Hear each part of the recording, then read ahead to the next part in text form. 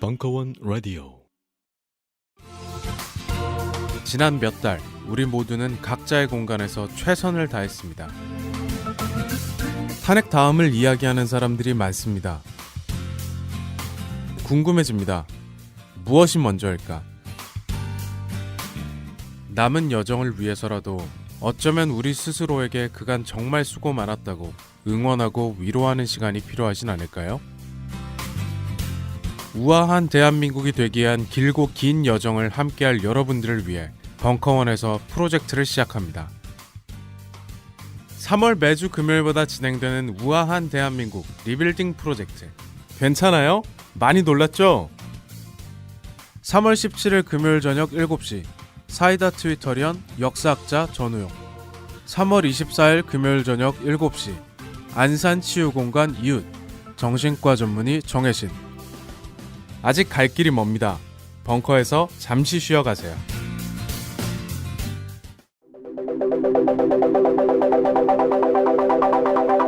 안녕하십니까. 대중문화평론가 강헌입니다. 인간 정신의 온갖 나태함에도 불구하고 문화는 진보한다. 계몽주의 지식인 볼테르의 말입니다.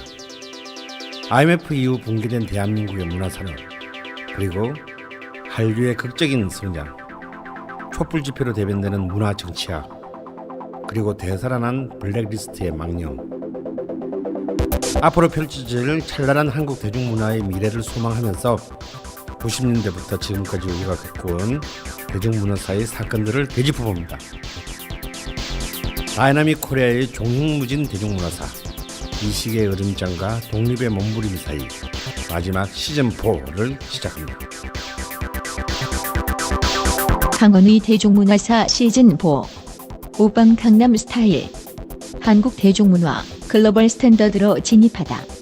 3월 27일부터 4월 24일까지 매주 월요일 저녁 7시 충정로 벙커원 3층 비밀 수련장.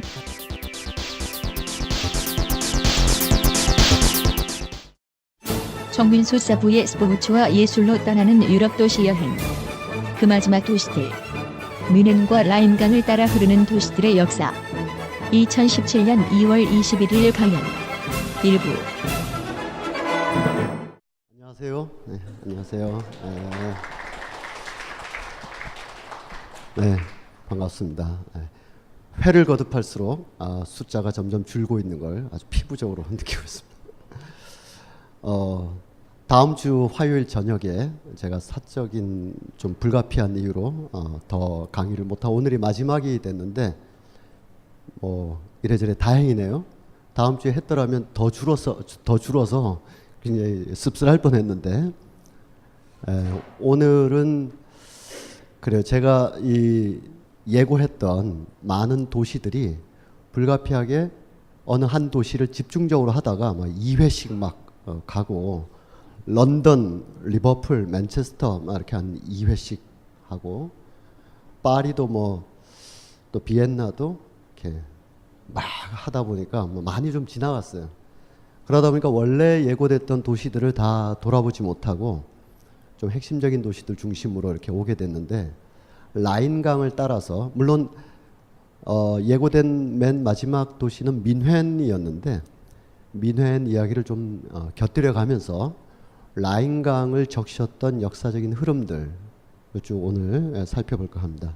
지금 화면에 보이는 이 어마어마한 리데스하임의 이 여신상에 대해서 중간에 우리가 많은 얘기를 하게 될 텐데 그 전에 지난번에 좀 말씀드렸고 그 지난번에 좀 말씀드렸지만 오늘 또 새로운 분도 몇 분 있고 해서 약간 복습 정리하는 차원에서 이런 질문을 한번 멋있게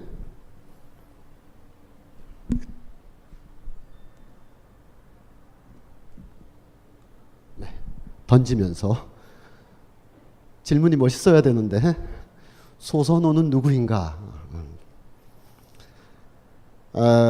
삼국사기에는 정확히 이런 정도로만 남아 있습니다.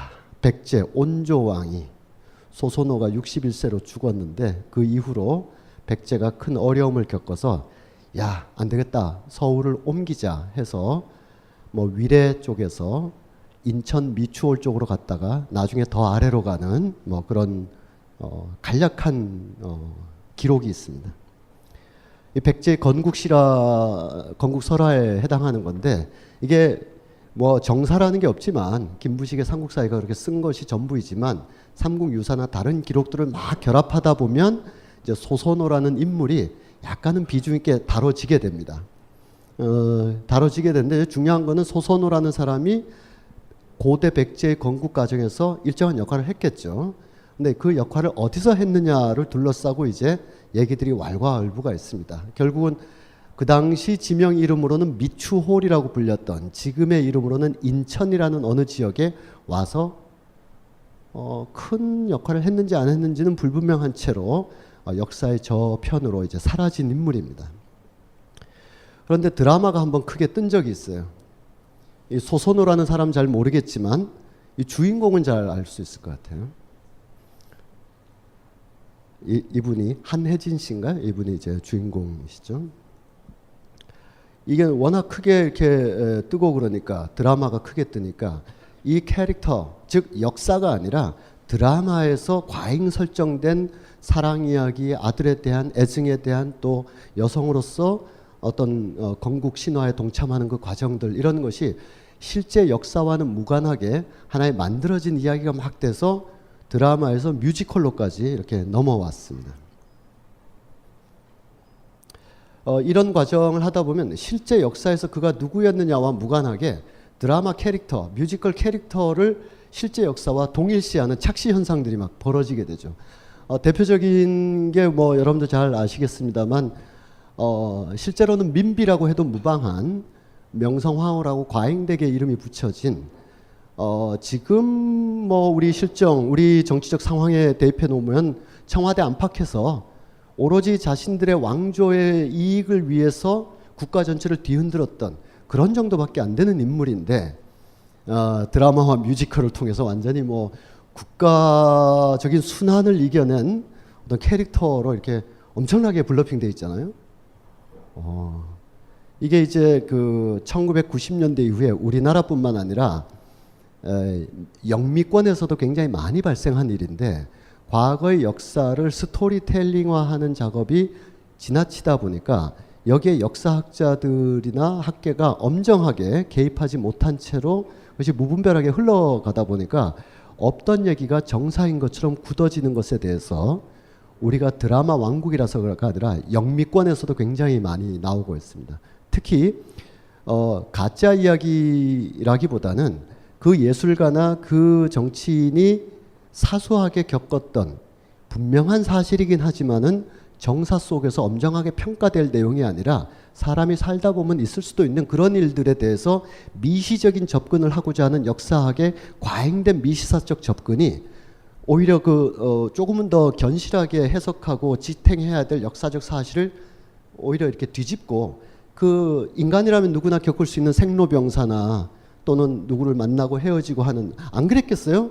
우리가 아는 대부분의 아무 나라도 이런 나폴레옹도 뭐 그랬을 테고 프로이트도 그랬을 테고 카프카도 그랬을 테고 그 사람들이 뭐 이렇게 몸이 아플 수도 있고 누구를 사랑할 수도 있고 헤어질 수도 있고 한데 그것이 반드시 나폴레옹의 어떤 그 전적이라든지 프로이트나 카프카의 반드시 어떤 책과 직접적인 인과관계가 있는 것처럼 과잉되게 해석되는 것을 90년대부터 좀 대단히 경계하고 있습니다. 유명한 얘기로 그 저자의 죽음이라는 롤랑 바르띠의 이야기와 겹쳐지면서 니체의 세탁표가 과연 의미가 있는 것이냐. 사람은 다 옷이 뭐 좀 낡으면 뭐 세탁소에 수선도 맡기고 드라이클리닝도 맡기는데 그러다 보면 이렇게 표딱지들이 남게 되는데 그걸 찾아내서 야 니체가 이런 사람이었다 라고 할 만한 거냐 그게.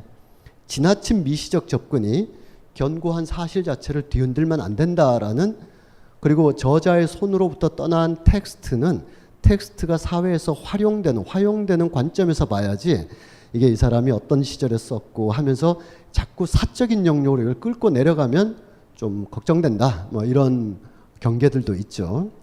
우리나라에서도 그런 가장 좀 병폐 중에 병폐라면 이제 명성황후에 만들어진 신화 이런 건 뭐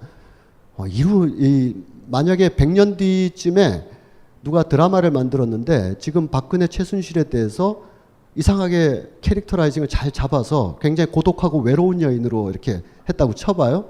근데 100년 후에 이게 막 이렇게 커져가지고 주변의 그 남성 엘리트들한테 죽어간 여성처럼 묘사된다면 이거는 그 어떤 여성주의적인 관점에서 또 이해되거나 뭐 선의로 해석될 수 없는 그런 거라고 할 수 있죠. 통섭적으로 아무리 보려 그래도 이거는 남성 여성의 문제가 아니잖아요. 공적인 위치에 있는 인물에 대한 평가의 여부의 문제이기 때문에 어쨌든 이 소선호가 왜 지금 얘기가 되냐 하면 소선호가 잠시 머물렀던 곳이 어디냐, 혹은 죽어갔던 곳, 혹은 하여간 옷깃이라도 스쳤던 곳이 어디냐를 둘러싸고 인천의 남구 지역, 남동구 지역하고 연수구 지역이 막 서로 박터지게 싸우는 거예요. 우리 마을의 캐릭터다 이거예요. 우리 마을의 캐릭터. 그래서 인천 문학산이 연수구인데 거기에 10억을 들여서 소선호 동상을 추진한다. 2018년까지. 동상의 높이는 12m, 전체는 12m고 그 인물상의 높이는 9m 정도로 이렇게 한다는 거예요. 그 중세 이후의 인물들 중에 누구를 꼽아서 9m짜리를 만들어도 요즘 세상에서 왜 만드나 싶을 텐데 실제로 인천과 관련이 있는지도 사료가 불분명한 인물을 이렇게 한다는 거죠. 그래서 얼굴도 모르는 소선호 동상의 10억이다 뭐 이런 논란이 많이 있습니다. 맨 아래 보면 역사적으로 봤을 때 소선호라는 인물과 인천은 연관성조차 떨어진다. 인천을 대표할 만한 그런 인물도 아니다 이런 이야기예요. 지금 남동구에서 이제 뭐 갯벌 축제 같은 거 하면서 소선호 캐릭터로 이제 제법 축제가 부흥을 하니까 아니야 연수구에서 잠시 머물렀던 인물이야 이러면서 구청이 서로 싸우고 있는 겁니다. 그럼 제가 이 얘기를 어쩌면 쉬운 결론에 도달할 수 있는 각 지역 자치단체가 90년대 이후에 지방자치제가 되면서 스스로 재정 자립을 해야 되는데 1차적으로는 자연관광으로 어떻게든 마늘 아가씨 뽑고 뭐 의성 뭐 무슨 이렇게 했다가 그것이 이제 시들해지면서 역사적 신화나 인물을 통해서 스토리텔링의 2차적인 지방자치단체의 노력들 속에서 이제 빚어진 거니까 우리가 그 정도면 충분히 이해가 됐을 것 같습니다. 이게 라인강하고 무슨 상관이냐면 그렇다면 소선호라는 인물에 대해서 우리가 긴가민가 할 정도이고 그런데 무슨 동상이 만들어져서 한 50년 후에 이젠 그 동상을 없앨 수도 없는 그런 상황이 된다면 역사가 굳어져 버리잖아요. 그러면 라인강을 쭉 펼쳐져 있는 수많은 기념물들, 랜드마크들 우리가 그 지역을 공부하기 위해서도 그렇지만 그냥 편한 마음으로 여행을 하더라도 랜드마크를 따라다니게 돼 있어요. 어쩔 수 없이. 그러면 그 랜드마크마다 야 이게 정말 이런 곳이구나 대단하구나 하고 입을 딱 벌리고 역시 유럽 애들은 어마어마해 라고 볼만한 것들이냐 의문을 한번 제기해보자라는 겁니다. 샤를 마뉴라는 사람이 있어요. 8세기에서 9세기 사이에 유럽 사람들이 웬일인지 자신들의 정신적 뿌리는 로마에 있다고 여기고 고대 로마 동로마는 저쪽에 이스탄불에 수립됐지만 서로마, 이 서로마의 적통성을 되살리는 것이 자신의 왕권을 강화하는 어떤 정치적 이데올로기가 됐기 때문에 8, 9, 10세기경에 이 서유럽 중심 많은 군웅들이 내가 로마의 적통자다라고 하면서 전쟁을 많이 벌였는데 그 전쟁을 일거에 다 제패를 하면서 그 당시 국명으로는 프랑크 왕국이라는 걸 수립한 이 프랑크 왕국의 크기는 오늘날의 프랑스, 독일, 북이탈리아 그 사이에 뭐 벨기에 지역, 플랑드르 지역이라든지 뭐 스위스 지역은 다 포함해서 하나의 거대한 제국을 만들었던 사람의 이름이 바로 샤를 마뉴라는 겁니다. 오른쪽에 써 있습니다. 샤를 마뉴. 마뉴는 매그너스라는 자동차 있죠. 매그너스. 그것을 라틴어로 마그누스라는 말이 있어요. 마그누스. 거대한 대제, 대왕이다라는 거예요. 그러니까 샤를 마뉴라고 안 부르고 여기다 이렇게 번역을 해서 하면 샤를이라는 대왕이죠. 대왕. 근데 이 사람이 어떻게 보면 샤를 마뉴로 이제 통칭되어 있기 때문에 샤를 그러면 이제 프랑스 사람, 프랑스의 적통자 이렇게 되어 있는데 독일에서는 이 사람은 칼 대제라고 불러요. 영국에서는 영국이 원주민이 있었겠지만 대륙에서 막 건너가면서 수립됐기 때문에 자신들을 찰스 대제의 후계자들이라 그래요. 그럼 이 샤를마뉴가 가지고 있는 복합성, 이 사람은 영국까지는 제외하더라도 과연 프랑스 왕인가 독일 왕인가, 서로가 다 자기네 왕이라고 하거든요. 이따가 화면으로도 보시겠습니다만 나폴레옹이 등극을 해서 내가 샤를마뉴를 그 계승을 하고 있다라고 하면서 자기가 이 프랑스의 노트르담 대성당에서 스스로 자기 머리에 왕관을 올릴 때 샤를마뉴 대제의 왕관의 어떤 그 복제품이랄까요? 비슷한 품을 가지고 내가 샤를마뉴의 적통자다라고 하면서 이 샤를마뉴의 혈통을 프랑스 쪽으로 막 가져갔었습니다. 반면에 독일 사람들은 샤를마뉴 대제가 최고의 그 전성기 때 그 당시에도 8세기 경에도 중요한 도시였지만 유럽의 한복판이라고 여기고 바로 그 유럽 한복판에 대성당, 있던 성당 훨씬 더 축성해서 그것이 15세기까지는 그 당시로서는 세계에서 가장 높은 건물이었던 아헨 대성당이라는 걸 세웠어요. 그리고 샤를마뉴가 거기서 꽤 오랫동안 머무르기도 했었고 그랬어요. 나중에 오토 대제라는 사람이 한 200~300년 후에 등장하는데 그 사람이 아헨 대성당에서 즉위식을 하면서 내가 바로 샤를마뉴를 잇고 있다 그렇습니다. 지금 아헨이라는 곳은 독일 지명, 독일 지역으로 확실하게 이렇게 구분이 되어 있는 거죠.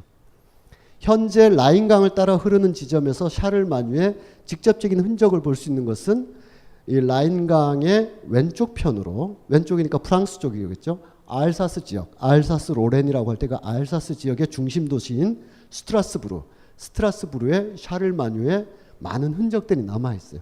동상도 있고 뭐도 있고 뭐죠.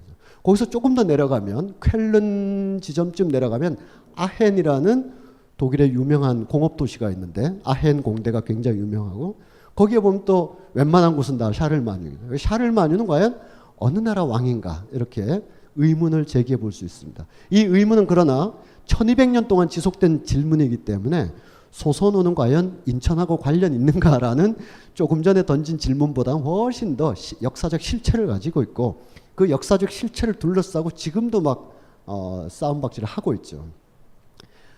유럽 사람들이 1950년대 동서냉전 체제가 굳어진 그 직후에 유럽을 하나로 통합하기 위한 최초의 노력, 지금의 EU라고 되어 있는데 그전에는 ECC라고 했고 1950년대에는 유럽 광공업 협회라고 했었어요. 유럽의 주요 물자, 생산, 광공업을 어느 한쪽에서 독점하지 말고 유럽은 어차피 오랜 복합적인 역사를 가지고 있으니까 이걸 통합할 수 있는, 그래서 적어도 그 오거나이제이션 아래에서는 서로가 자유롭게 교통할 수 있는 물자나 교역을 할 수 있도록 하자라는 지금의 EU의 원초적인 단계가 1950년대에 형성되었었는데 그때 그 지역이 바로 독일의 지금 저 루르 탄전지대에서 나는 어마어마한 석탄 매장을 어떻게 처리할 것이냐. 서독이 이것을 완벽하게 갖고 그걸로 경제 부흥과 새로운, 그렇죠, 히틀러가 죽은 지 10년도 안 됐단 말이죠. 이걸로 서독이 다시 발톱을 키워서 일어나는 것을 경계하기 위한 미국의 통제 전략으로 프랑스가 쑥 깊이 개입하면서 지금의 EU의 원시적인 상태를 1950년대에 만들었단 말이죠. 만들 때 샤를마뉴라는 이름을 굉장히 많이 활용했습니다.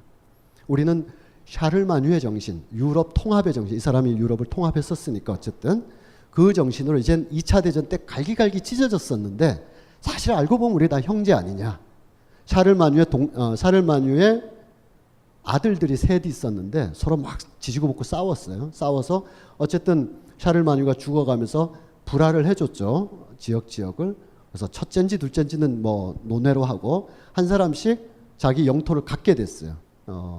예를 들면 찾아보면 틀릴 수 있겠지만 예를 들면 첫째는 프랑스 지역을 갖고 둘째는 독일 지역을 갖고 셋째는 이탈리아 북부 지역을 갖고 그랬었습니다.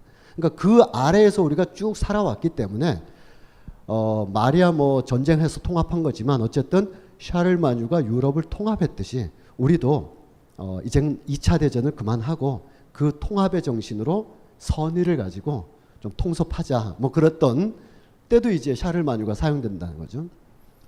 벨기에 브뤼셀에 가면 오늘날의 유럽의 가장 중요한 사안들을 결정하는 유럽의회, 유럽회의, EU의 실무적인 관청들이 많이 있습니다. 브뤼셀에.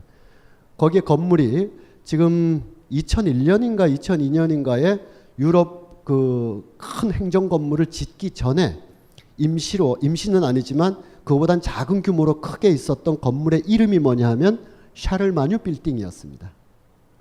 유럽은 하나다라는 거죠. 아까 그 슈트라스부르라는 얘기를 했었는데 슈트라스부르는 프랑스령이지만 거기가 현재 유럽 의회가 거기에 있습니다. 우리 의회는 여의도에 있는데 유럽 의회는 슈트라스부르에 있어요. 그 유럽 의회의 길이 바로 샤를마뉴 길이에요. 그래서 이 샤를마뉴가 가지고 있는 이 복합성으로부터 이제 시작을 해보는 겁니다. 아까 소선호에서 샤를마뉴로 넘어왔는데 베토벤의 경우를 한번 보죠. 왼쪽은 독일 본에 가면 있는 베토벤 동상이고 오른쪽은 오스트리아 비엔나에 가는 베토벤 동상입니다.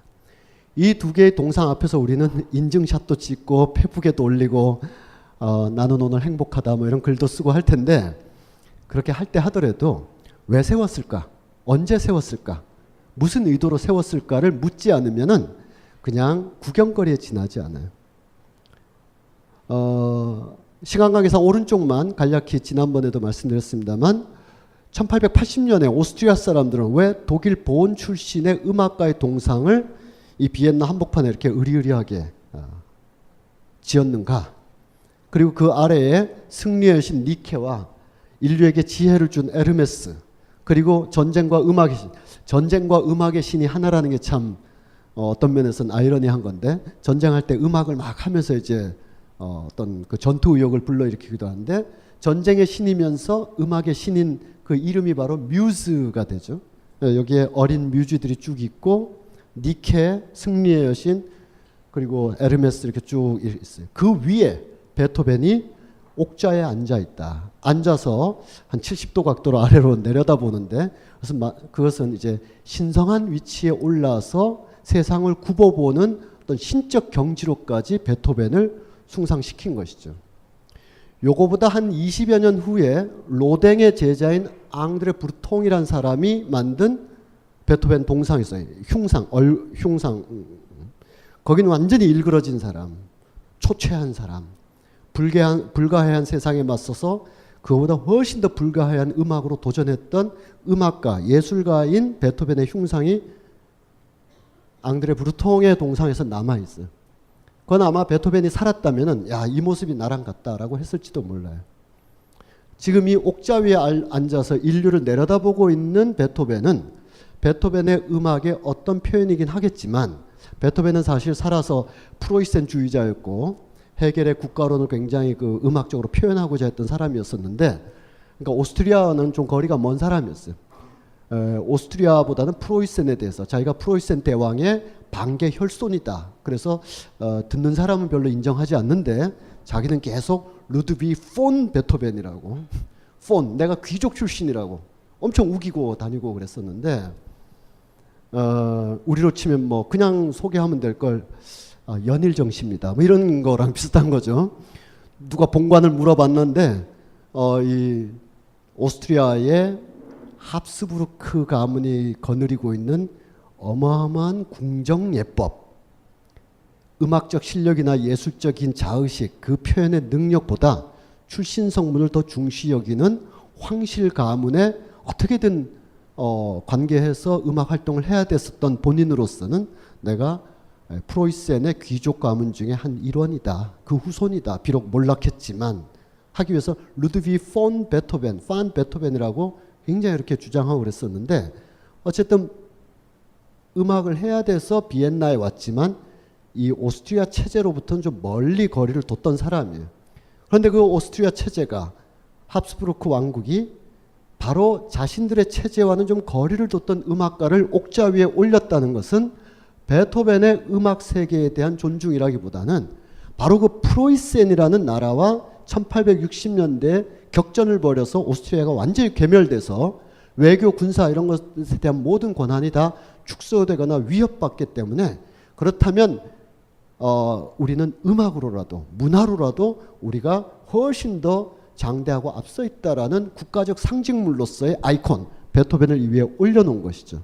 그래서 우리가 이 밑에서 예술의 도시 비엔나에서 음악의 제왕 베토벤과 만나다 이러면 좀 어폐가 있는 거란 말이에요. 더 극단적인 경우는 1902년인가 3년에 비엔나의, 지난주에 우리가 비엔나 이야기를 많이 했었는데, 비엔나의 그 빈 분리파라고 했었죠.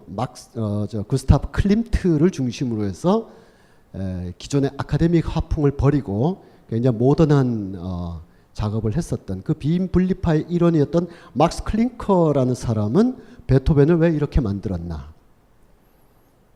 어떻게요? 네, 베토벤이 옷을 하나도 입고 있지 않습니다. 이건 비교적 규모가 큰 건데 주변의 장치들 때문에 요만할까 싶지만 이 위에 막 이렇게 굉장히 큰 겁니다. 튜닉이랄까요? 토가라 그럴까요? 그렇게 슬쩍 걸치고 베토벤이 아주 강인한 모습으로 이렇게 보고 있습니다. 이 정도 되면 여기는 뭐 국가주의적인 어떤 영웅상 정도라고 신화적인 자세를 하고는 있지만 국가주의적인 영웅상, 그래도 평소에 입던 옷을 입었으니까. 근데 이 정도 되면 완전히 신적인 위치로 올라가는 거예요. 왜냐하면 그리스 로마 신화에 대한 모든 이미지들, 그동안 재현됐던 많은 것을 보면 신의 세계에서는 인간의 형상과는 다르기 때문에 옷을 뭐 건칠다든지 이런 게 없는 거죠. 인간이 빚어낸 상상의 세계지만 어쨌든 제우스든 비너스든 슬쩍 걸치는 거지 이런 옷을 입고 있지는 않잖아요. 베토벤이 거의 신적, 신성성의 위치까지 이렇게 올라가게 되는데 이것이 과연 베토벤의 실질적인 생애나 음악과는 점선으로 연결되지 직선으로 연결되는 것은 아니다. 그럼 이런 걸 한번 보죠. 우리 오늘 라인강인데 한편으로 독일에는 라인강보다는 더 길지만 어떤 면에서 라인강의 역사보다는 조금 좀 덜 할 수도 있는 다뉴브강이라는 게 쫙 흘러서 이게 뭐 저 여러 군데에서 발원해가지고 독일의 우편을 적시면서 저 함부르크 쪽으로 쭉 흘러가는 그런 강이 있습니다. 거기에 바이에른 지역이라고 있는데 우리 얘기하게 되는 이제 민헨이라는 곳을 포함하고 있는 바이에른 공국이 있어요.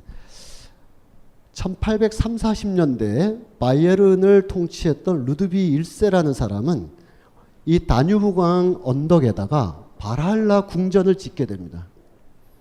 발할라 궁전은 혹시 리하르트 바그너의 오페라를 많이 들어보신 분은 알겠지만 그 바그너의 18시간짜리 대작 반지의 제왕이 아니고 니벨룽겐의 반지, 사실은 뭐 이게 이야기 형태가 비슷해서 라인강에 떨어진 반지 누가 차지할 것이냐, 난자이가 가지고 있었냐, 여신들이 갖고 놀다가 라인강물에 떨어뜨렸죠.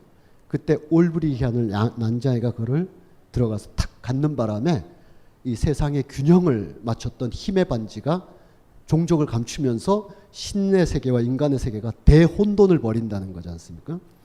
그래서 결국 니체나 바그너가 좋아했었고, 지난주에 말씀드렸던 것처럼 19세기에 형성된 독일 시민계급이 굉장히 좋아했던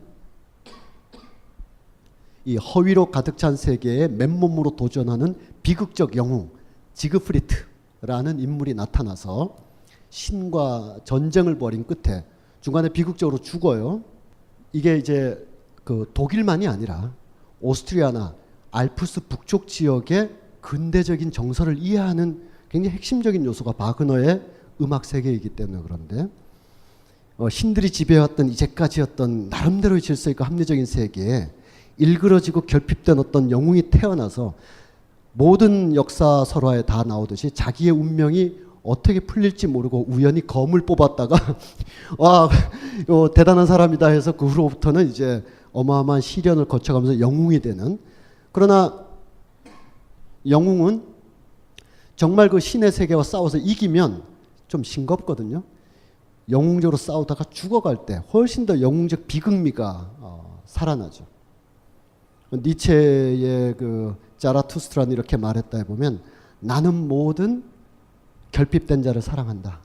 계곡과 계곡에 줄을 매달고 떨어질지 어디로 추락할지 어떤 시면 속으로 완전히 온 정신과 육체가 박살날지도 모르지만 이 줄을 타고 아슬아슬하게 이 편에서 저 편으로 넘어가는 그러한 자를 나는 사랑한다라고 니체가 썼단 말이죠.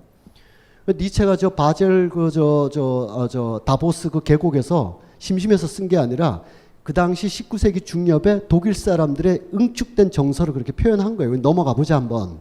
이 지상에서 영원으로 넘어가 보자라는 건데, 넘어갈 때 비극적으로 끝나야 이게 극적인 어떤 재미도 있고 그렇게 되죠.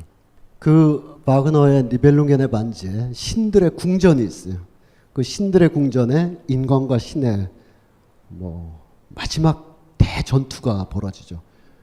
여러분들 지옥의 묵시록에 보이는 그 발키리의 대전사들 쫙 나오고 하늘에서 공중전을 벌여가면서 끝내 어쨌든 지그프리트 비극적 영웅은 죽어가지만 저 신들의 마지막 궁전은 활활 불타면서 오랫동안 지배해왔던 한 세계가 이제 몰락하게 됩니다.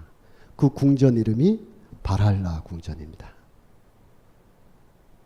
리하르트 바그너의 니벨룽겐의 반지라는 작품 속의 발할라 궁전이 실제로 루드비 1세로서는 1830~40년대에 독일의 위험을 보여주기 위해서 이 다뉴브강 위에다가 그동안의 상상 속에서 수많은 신화와 전설 속에서 우리 중세 무은담이었던 니벨룽겐의 노래에서 가상으로 나왔던 그 발할라 궁전을 진짜 지어버리는 거예요. 짓고 저 위에 저 발할라 궁전 안에다가 독일을 대표하는 위인들을 새겨넣기 시작합니다. 지금까지도 새겨넣어요. 그때 누구를 새기느냐 이것이 이제 논쟁인 거죠. 독일은 지역적 독일의 역사가 프랑스랑 오스트리아랑 막 겹치면서 오스트리아 입장에서 보면 독일의 일부 역사가 자기들 역사고 프랑스 입장에서도 독일의 몇 개의 역사는 자기들의 역사죠. 막 겹쳐져 있으니까. 그러니까 그 역사의 어느 축에 서 있었던 인물도 저기에 올라가게 되는데 그 올라갈 때 찬반 양론이 굉장히 뜨거운 거죠. 그리고 다 아시다시피 아인슈타인 같은 경우를 제외해놓고는 유태인을 절대 안 올렸다든지 이런 경우가 있습니다. 다시 질문으로 가면 자 다뉴브강에 이 루드비 1세는 왜 발할라 궁전을 지었으며 그곳에 안치되어 있는 안치는 아니죠. 시신이 아니니까 그곳에 재현되어 있는 독일 위인들은 누가 150여 년에 걸쳐서 선정하고 올리는가 이런 것이 또 하나의 질문이라고 하겠습니다. 여기에 쫙 배치되어 있는 인물들.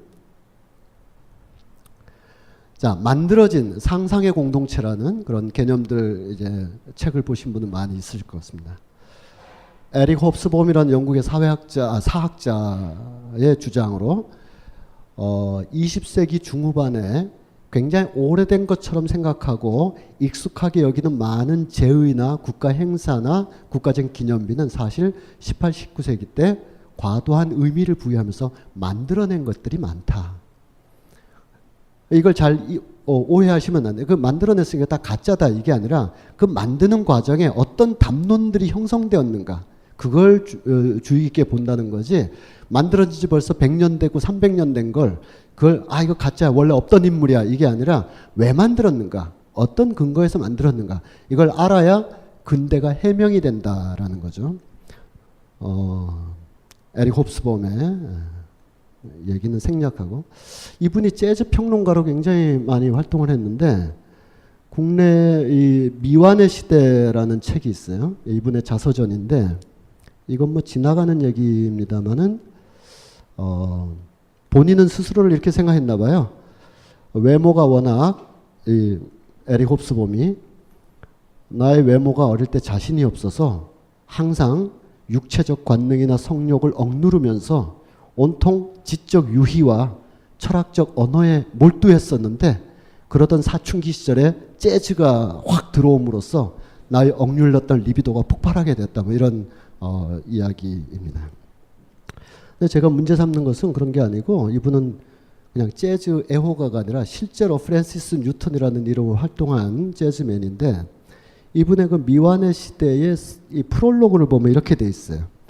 1994년 어느 날 내가 뉴욕의 대학교에서 강의를 하고 있는데 런던에서 아내가 오래전에 사진이 발견됐는데 이 사진 아무래도 자기 유년 시절의 기억이 담겨 있는 것 같아. 이거 보내줄까? 그래, 왜 보내봐. 라는 통화를 했겠죠. 그걸 이제 짧게 썼는데, 짧게 쓴 걸 한국의 번역자께서 이렇게 번역하셨는데, 이렇게 번역하면 안 된다. 이런 얘기를 하려고. 아내가 보낼 필요가 있을까요? 보내드릴까요? 이런 얘기죠. 당장 보내라고 했다는 거예요. 과연 그런 식으로 대화를 했을까요? 이 번역은 위험한 번역이다 이렇게 생각합니다. 공감을 거의 안 하시는 것 같은데 무슨 뜻인지는 알겠죠? 예. 한 50년 살은 아내가 이거 보내드릴까요? 당장 보내! 이런 관계일까? 예. 그 아내가 굉장히 유명한 뉴레프트 학자인데 그렇지 않다 하더라도 만들어진 전통 기억해 보시고 상상의 공동체도 기억해 보시고 19세기에 네이션 스테이트 국민국가가 형성되면서 우리의 경우와는 좀 다르지만 유럽은 지형지물이나 인종 간에 굉장히 복잡한 관계가 있어서 하나의 중앙정부가 수립됐다 하더라도 지역마다 다른 역사와 다른 주장들을 많이 하고 있기 때문에 이걸 하나의 국가로 통합하기 위해서 언어 통합과 교과서 통합을 통해 가지고 하나의 지리적인 공동체가 아니라 언어와 역사와 문화의 상상의 공동체를 형성한 것이 근대적 국가의 본질이다.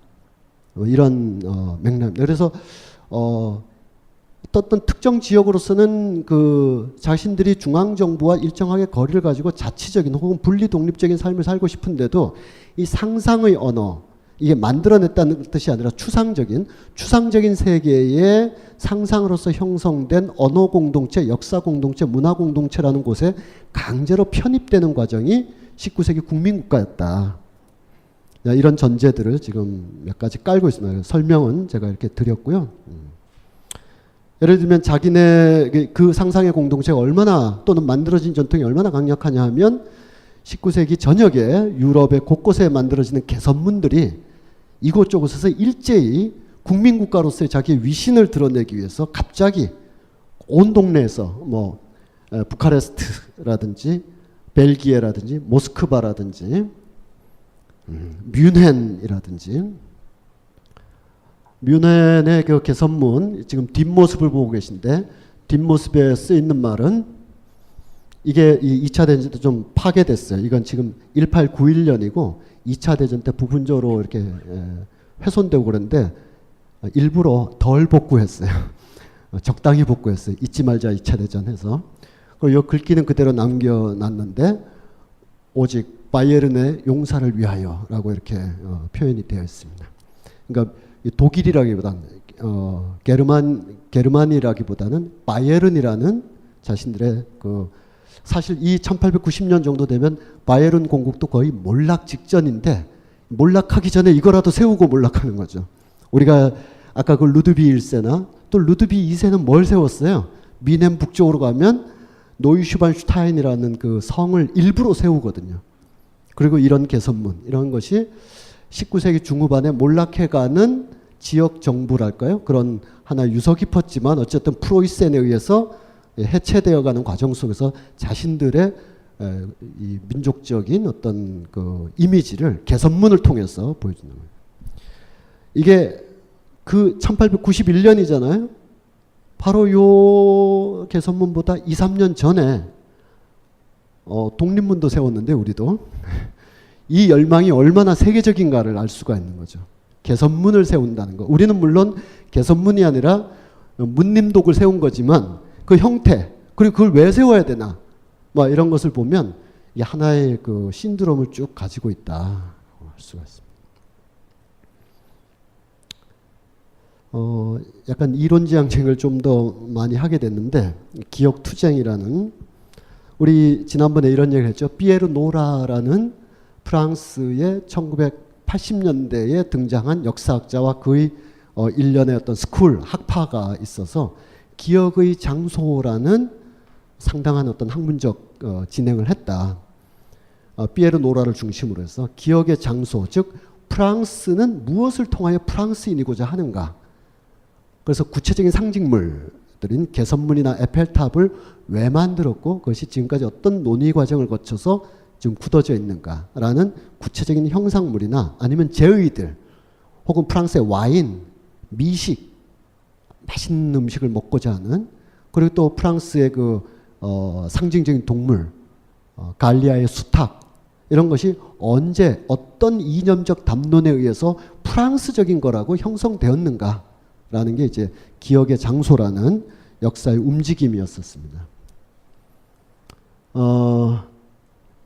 이 프랑스 민족의 기억의 집대성이라고 했는데, 제가 그때도 말씀드렸지만 이것은 모리스 알박스라는 어떤 학자의 기억을 둘러싼 사회적 갈등으로부터 이제 기원하는 거예요. 모리스 알박스는 1920년대 사람인데, 사람이 어떤 기억을 갖는다는 거, 그 기억을 갖는다는 것은 개인적인 자전적 기억, 어릴 때 어디서 성장했는지, 또 역사적 기억,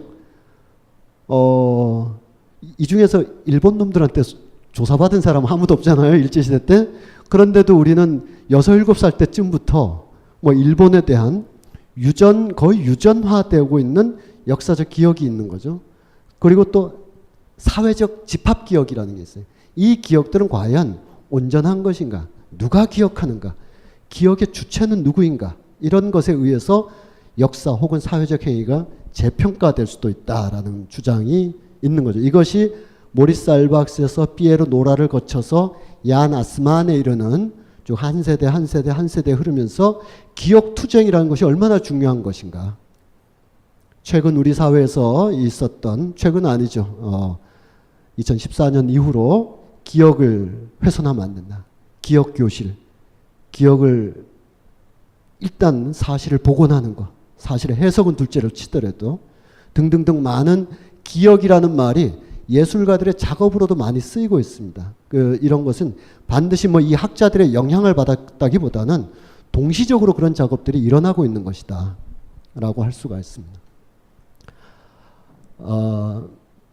이 기억이라는 것이 개인이 주체적으로 기억하는 것 같지만 사회적 압력이라든지 역사적 집합 행위줄 속에서 형성되고 부분적으로는 강요되기도 해서 자기의 그 뇌의 그 기억 장치 속에서 나와 사회가 끊임없이 갈등하고 재구성되는 것이 기억이다라고 이제 학문적 아이디어를 낸 이 모리스 알박스라는 사람의 죽음 자체가 기억이라는 게 얼마나 소중한 어떤 사회적 작업인가를 말해주고 있다라고 이제 말씀드릴 수가 있어요. 왜냐하면 이 모리스 알박스는 바로 이 바이마르 북쪽 5km 정도 올라가면 있는 부켄발트 수용소에서 수용된 채로 있다가 죽어간 사람인데, 누구냐면 바로 이 사람입니다. 이 모리스 알박스, 이 기억, 집합 기억, 역사적 기억, 특히 재난이나 전쟁의 기억, 권력이 작동하는 기억, 권력이 어떤 사건에 대해서, 사태에 대해서 전적으로 독점적인 해석을 하게 되고, 그 전적인 독점적 해석에 의하여 다른 기억의 해석을 하게 되면 국민도 아니라고 빨갱이 소리를 들어야 되는 이런 여러 정황과 사건들 속에서, 우리로 치면 저 거창에 가면 거창 신원 마을에 있었던 6.25 그 과정에서의 양민 학살 사건, 그 거창 사람들과 그 유가족들이 그것을 기억해내기 위한 상징적인 비가 하나 있죠. 비가.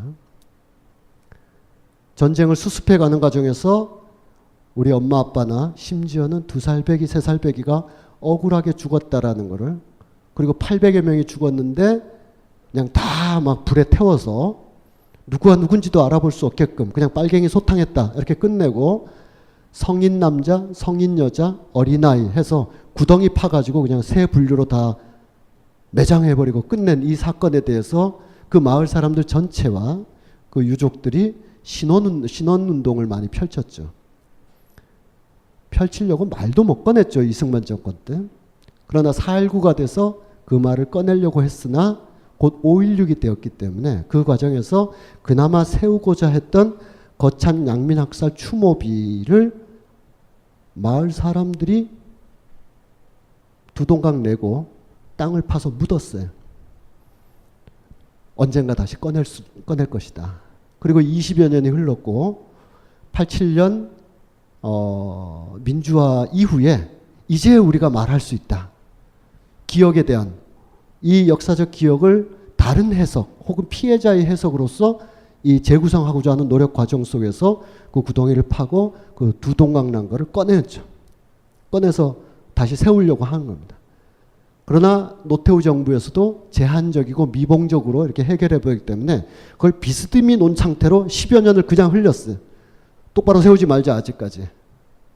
나중에 김대중 정부 들어서 재평가받고 국가가 사죄하고 하면서 그 지역을 묘역화하면서 그때서야 그 비석을 똑바로 세우는, 추모비를 똑바로 세우는 이 두 동강남 비석이 기울어졌다가 똑바로 서는데 40여 년 가까이 걸렸지 않습니까? 이게 기억투쟁의 일환인 거죠. 가서 그냥 쉽게 보면 안 되는 거예요. 비석이 왜 이렇게 누가 공사하다 잘못했나 이렇게 보면 안 되고요. 이 모리스 알박스라는 학자가 여기에 이렇게 있는데 같은 동료 예술가들이 이 기억들을 이렇게 하고 있는 거죠. 그 안이 얼마나 처참했던가를. 문제는 이제 지난번에도 말씀드렸습니다만 화면을 잠깐 바꿀게요. 미군이 들어와서 이 수용소를 이렇게 미군에 의해서 이제 정비하면서 이 아래쪽에 있는 바이마르 사람들을 다 불러 올린 거죠. 불러 올려서 청소도 해야 되고 정리도 해야 되니까. 그러면서 이걸 보여주게 되는 거예요. 미군으로서는 이렇게 시신을 쌓은 상태를 보여주는 거예요. 왜 보여주냐 하면 수용소, 죽음의 수용소에서 이렇게 사람들이 죽어 고통할 때 너네들은 편하게 잠잤지? 너네도 올라와서 봐 이 자식들아 라고 기억투쟁을 벌이는 과정인 거죠. 근데 이 수용소는 그때부터 바로 폐쇄되지 않고 이쪽이 바이마르 지역이 동독이 되면서 동독의 정치범을 수용하는 장소로 또 한동안 쓰이게 됐습니다. 그 과정에서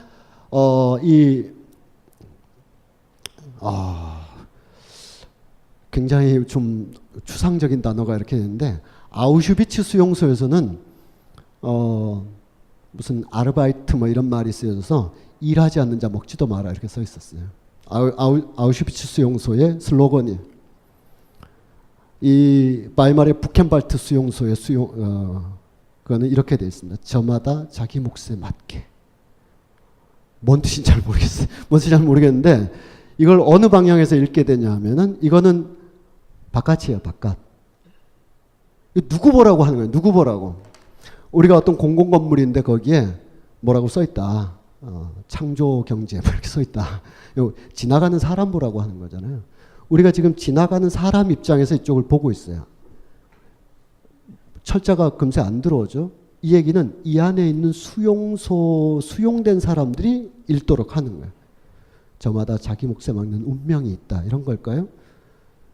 바깥에 하는 게 아니라 내부에 있는 사람들이 늘 저걸 보면서 노역도 하고 일도 하는 거죠. 아, 이게 내 운명인가 보다. 뭐 그런 뜻일까요? 어쨌든. 나중에 이제 여기가 이제 해방이 된 다음에 1950년대 만들어진 부켄발트 수용소의 이 기념비상. 이걸 어떻게 해석할 거냐? 우리가 아까 봤던 수용된 상태의 사람들 굉장히 처참하고 그랬는데 여기 보면 굉장히 비범하고 영웅적으로 묘사되어 있어요. 그래서 제가 지난번에도 말씀드렸다시피 제가 부켄발트 수용소에서 이걸 보면서 약간은 낯설어 하면서도 제가 잘 몰랐으니까 그때 10년 전이기도 하고 뭐 이렇게 만들 수도 있겠구나 생각했는데 뭐 여러 책들을 이렇게 참조해서 보니까 동독이 수용된 사람들 중에 반파시즘과 싸웠던 사람들, 포로들 중에서도 나름대로 조직 활동하고 움직이고 우리 탈출도 해보자 혹은 부당한 처우에 우리가 저항도 해보자 했던 동독의 사회주의자 수용인들이 있었다. 그들이 불굴의 투지로 이 파시즘, 히틀러가 세운 이 부켄발트 수용소의 비인간적인 거기에 저항했었다라고 기록을 남기는 거였어요.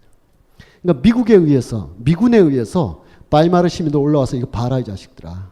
여기 죽음의 수용소가 있는 동안 너희들은 밑에서 편안하게 잠자지 않았느냐라고 죄의식의 그림자를 확 뒤덮어버리는 것처럼 동독은 그걸 만회하기 위해서 이 동독의 이 수용소에서 일부 있었던 사회주의 운동가들의 영웅적 모습을 재현함으로써 동독이 이 전쟁 치유의 한 과정에서 스스로의 죄의식을 덜기 위한 모뉴멘트로서 이것이 기능하고 있다는 것을 볼 수가 있습니다. 하나하나를 이제 보게 된 건데, 그 외에 이제 뭐 지난번에 기억의 공간이라든지 굉장히 대단한 책 인공낙원도 있고 그런데 어쨌든 장소, 기억, 또 여기 리멤버 0416 등등 기억이라는 것이 얼마나 중요한 건가. 이 맥락 속에서 최근 10년 안팎의 유럽 전역으로 지금 기억을 둘러싼 일종의 학문적 연구 내지는 투쟁이 벌어지고 있다라고도 할 수가 있습니다. 이 피에르 노라의 작업이 워낙 이렇게 큰 파장을 일으켜서 유럽 전역에 걸쳐서 우리 광장에 서 있는 이 기념물은 도대체 왜 세웠는가라는 많은 논의들이 벌어지고 있는 거죠. 유럽의 장소들, 룩셈부르크, 뭐 벨기에, 에스파니아, 네덜란드, 특히 독일의 제국의 기억들. 샤를마뉴는 과연 칼 대제인가? 시인과 사상가들, 바이마르의 죽음은 무엇인가? 우리가 민족이라고 말하는 폴크, 민족주의적인 정신은 언제 형성됐나? 그림 형제의 동화들에 나오는 동화 캐릭터들은 그림 형제가 창안한 것도 있지만 민담에서 내려오는 것들이 많았는데, 그 민담에서 중세에 내려올 때는 농촌 봉건제적인 어떤 가족주의가 많았는데, 그림 형제가 19세기 초반에 이거를 동화의 캐릭터로 확정 지을 때는 의지와 고난을 이겨내는 그런 동화로 재구성되는 이유는 무엇인가? 왜 그것이 그 당시 독일 아이들에게 읽혀졌어야만 되는가? 등등을 쭉 보는 겁니다. 그런 중에 핵심이 바로 라인강이다라고 할 수가 있겠습니다. 라인강에 오는 동안 굉장히 고생이 많으셨습니다. 네. 라인강이 쭉 흐르네요. 여기서부터 스위스 콘스탄츠에서 흐르기 시작해서 그 외에 뭐 다뉴브강의 주류라든지 특히 여기 하이델베르크라는 도시가 있는데 거기에 또 네카우강이라고 있어요. 그 강들도 이렇게 다 흘러오죠. 그래서 이 중심적인 라인강과 이제 쭉 만나서 흘러가게 됩니다.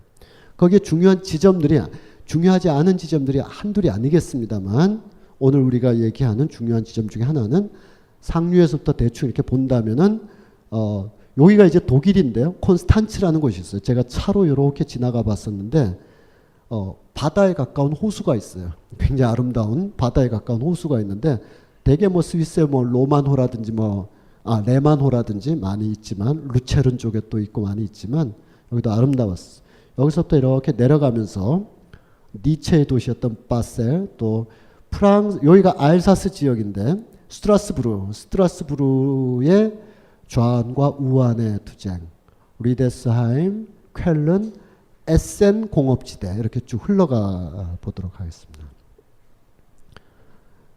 여기가 이제 시작 지점이고 여기가 프랑스 땅이고 독일 사람들은 여기를 스트라스부르크라고 읽는데 운하의 도시이기도 한 스트라스부르. 보름스라는 곳이 그 다음에 나타나는데 거기 있는 대성당. 유럽의 여러 성당들이 뭐 어디 가나 뻑적한 성당들이 많은데 여기 이 보름스라는 곳에 있는 성당은 중세에서 근대로 이해하는 과정 속에서 굉장히 중요했던 재판이 하나 있었어요. 재판. 거의 헌재 비슷한 굉장히 중요한 재판이 있었는데 마르틴 루터를 불러다가 재판하는 보름스 종교 재판 현장이 바로 보름스 성당입니다. 마르틴 루터가 와서 결백이라기보다는 죄 때문에 온 게 아니죠. 거의 논박을 하기 위해서 와 있는 역사를 막 뒤집어 바꾼 그런 장면이 되겠죠. 말씀드린 대로 라인강은 아니지만 라인강으로 스며드는 네카르강 주변의 그 하이델베르크라는 도시 위에서 내려다봤습니다. 이쪽이 하이델베르크 고성이고 맞은편에 막스 베버가 오랫동안 걸어 다녔다고 하는 철학자의 길이라고 있어요. 걸어봤는데 그냥 동네 그 둘레길 비슷한 거예요. 그래서 막스 베버가 여기를 걸었겠지. 아무리 감정이입을 하려고 해도 여기까지 올라올 일은 아니다 이런 생각이 좀 들었습니다. 그래서 쭉 가다 보면 이제 쾰른 성당. 이 쾰른 대성당 왜 세웠을까? 이게 또 이제 여기까지 세워지다가 중간에 멈춰 있는 걸 프랑스와의 민족주의자들의 경쟁 과정 속에서 나머지를 세우게 되죠. 비레룸 황제 시절에. 그리고 암스테르담으로 쭉 라인강이 흘러가게 됩니다. 전제적인 얘기는 다 빼고 이 라인강이 중요해진 거는 이 19세기의 그 여행, 교양 여행이 쫙 펼쳐지면서 원래 그랜드 투어라고 하는 문화가 있었는데 17, 18세기 계몽주의가 쭉 발달하면서 영국의 귀족집 자제들이 배낭여행을 떠나는 거예요. 그 영국 귀족 자제나 황태자는 배낭을 메요. 대신 식솔들이 우르르 뭐 들고 다니는, 본인은 배낭여행인데 따라가는 사람들이 고생하는 그런 그랜드 투어가 있었습니다.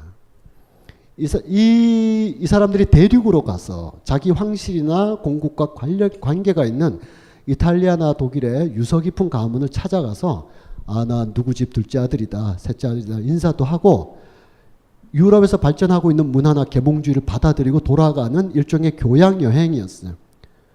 그런데 이제 한 세기쯤 지나면 공교육을 받기 시작한 일반 시민들이 우리도 가보자 하고 이제 투어를 하는